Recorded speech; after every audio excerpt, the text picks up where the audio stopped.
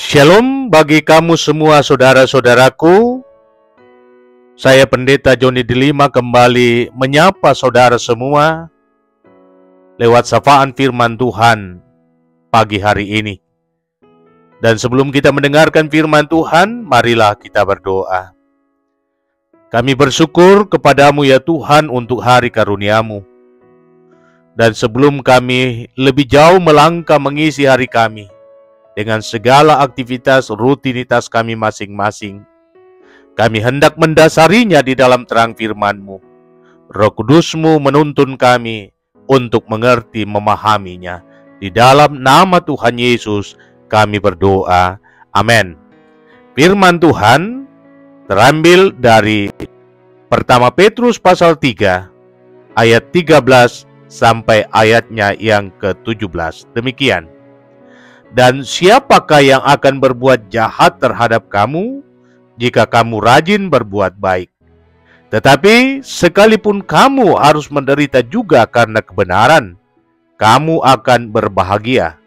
Sebab itu janganlah kamu takuti apa yang mereka takuti, dan janganlah gentar. Tetapi kuduskanlah Kristus di dalam hatimu sebagai Tuhan, dan siap sedialah pada segala waktu untuk memberi pertanggungan jawab kepada tiap-tiap orang yang meminta pertanggungan jawab dari kamu tentang pengharapan yang ada padamu. Tetapi haruslah dengan lemah lembut dan hormat, dan dengan hati nurani yang murni, supaya mereka yang memfitnah kamu karena hidupmu yang saleh dalam Kristus menjadi malu karena fitnaan mereka itu. Sebab lebih baik menderita karena berbuat baik, jikalau hal itu dikehendaki Allah, daripada menderita karena berbuat jahat. Tema kita hari ini, kuduskanlah Kristus dalam hatimu. Saudara-saudara yang saya kasihi di dalam Tuhan, jika saudara sebagai orang Kristen rajin beribadah, baik itu di gedung gereja ataupun dalam persekutuan doa kelompok atau keluarga, bagi saya itu adalah hal yang biasa.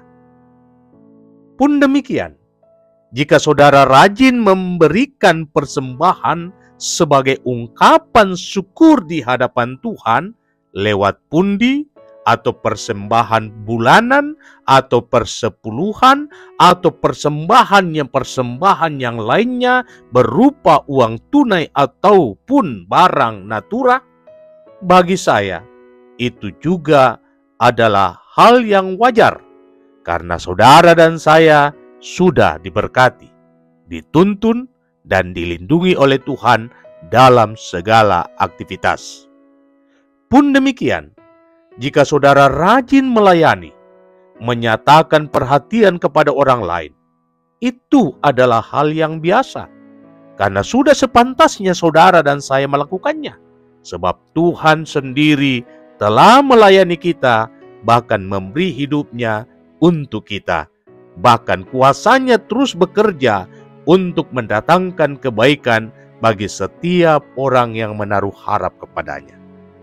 Jadi bukanlah hal yang istimewa jika seorang yang mengklaim dirinya Kristen itu rajin beribadah, setia membawa persembahan, rajin berdoa, rajin melayani, rajin berbuat baik kepada sesama. Bagi saya, hal-hal yang demikian sudah menjadi kebiasaan dan bahkan warna hidup dari kekristenan yang ada pada tataran normatif. Artinya, apa yang dilakukan seperti itu juga yang dilakukan orang lain yang belum percaya kepada Tuhan Yesus. Mereka rajin melaksanakan syariat agamanya, berusaha untuk bersedekah, berbuat baik bagi banyak orang lain, dan lain sebagainya, dan lain sebagainya. Karena itu, harus ada yang istimewa untuk menjadi pembeda antara karakter hidup orang-orang yang mengklaim dirinya Kristen dengan mereka yang bukan Kristen. Nah, Rasul Petrus sangat berharap agar karakter hidup orang Kristen tidak hanya pada tataran normatif, namun harus melampaui hal yang normatif. Hal yang melampaui normatif inilah yang sangat luar biasa. Dan itu akan menjadi pembeda antara karakter orang-orang Kristen dengan orang non-Kristen. Dan karena perbedaan itulah menjadikan orang Kristen sebagai pribadi yang sangat istimewa, bukan hanya di mata manusia, tetapi juga di mata Tuhan. Nah, pertanyaannya sekarang, dalam hal apa sehingga karakter hidup kita dianggap melampaui hal yang normatif? Disinilah Rasul Petrus menguraikan pandangannya tentang keadaan di mana orang Kristen menjadi pribadi yang sangat istimewa, yakni ketika mereka bisa menahan dengan penuh kesabaran bila orang lain menyakiti dirinya dengan fitnah yang kejam, mencerca dengan cara-cara yang tidak nyaman, bahkan melakukan persekusi secara masif tanpa ada dasar. Keistimewaan karakter hidup orang Kristen ketika dalam kondisi yang tidak aman, ia tetap memberkati orang lain yang berbuat jahat terhadap dirinya, berdoa memohonkan ampun bagi orang-orang yang menganiaya dirinya, baik penganiayaan secara fisik maupun secara psikis. Inilah yang menurut Rasul Petrus sebagai perbuatan yang melampaui hal yang normatif. Dan jikalau setiap orang Kristen mengalami hal demikian, maka berbahagialah dia. Mengapa? Karena Yesus Tuhan kita pun mengalami hal yang sama. Disinilah saudara-saudaraku, saya mau menegaskan makna dari tema kita, kuduskanlah Kristus dalam hatimu. Kudus berarti lain daripada yang lain. Tidak sama dengan yang biasa atau sesuatu yang harus diistimewakan. Jadi ketika dikatakan kuduskanlah Kristus dalam hatimu, itu berarti Kristus harus menjadi yang istimewa di hati kita. Tidak boleh kita samakan dengan yang lain. Dia harus lain daripada yang lain. Ia harus menjadi yang spesial dalam hati kita. Mengapa harus ia menjadi spesial di hati kita? Karena ia telah meninggalkan teladan hidup yang spesial. Tidak membalas kejahatan dengan kejahatan, tetapi membalas kejahatan dengan kebaikan. Dari sinilah kita dapat memahami perkataan dalam ayat 15 sampai 17. Kuduskanlah Kristus dalam hatimu sebagai Tuhan, dan siap sedialah pada segala waktu untuk memberikan pertanggungan jawab kepada tiap-tiap orang yang meminta pertanggungan jawab dari kamu tentang pengharapan yang ada padamu. Tetapi haruslah dengan lemah lembut dan dengan hati nurani yang murni, supaya mereka yang memfitnah kamu karena hidupmu yang saleh dalam Kristus menjadi malu karena fitnaan mereka itu.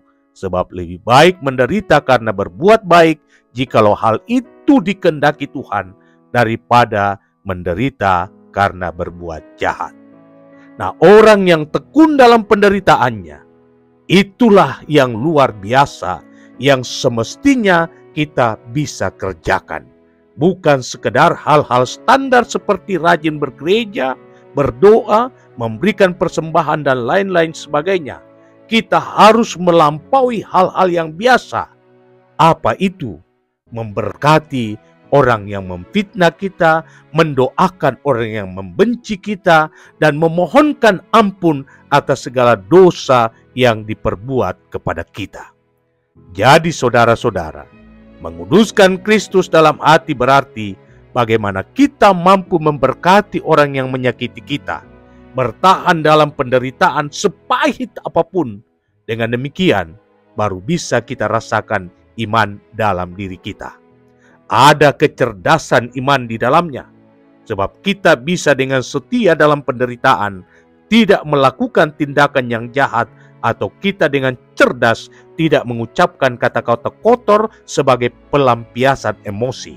Dengan cerdas kita dapat mengolah kesedihan di hati karena fitnahan yang tidak ada alasannya menjadi hati penuh sukacita dan rasa syukur karena telah turut ambil bagian dalam penderitaan Kristus. Semua ini saudara-saudara baru mungkin terjadi dalam kehidupan saudara dan saya ketika saudara mampu mematikan ego, menjadi pribadi yang istimewa ketika kita mampu menaklukkan keakuan dan berkata, bukan lagi aku yang ada di dalam diriku, tetapi Kristuslah yang ada di dalam aku. Jadilah pribadi yang luar biasa, pribadi yang sabar di tengah badai penderitaan karena iman kepada Kristus, dan percayalah, Tuhan akan membuat dirimu menjadi bintang, sebab Dia tidak mengendaki kita itu dipermalukan. Selamat menjalani kehidupan. Tuhan Yesus memberkati.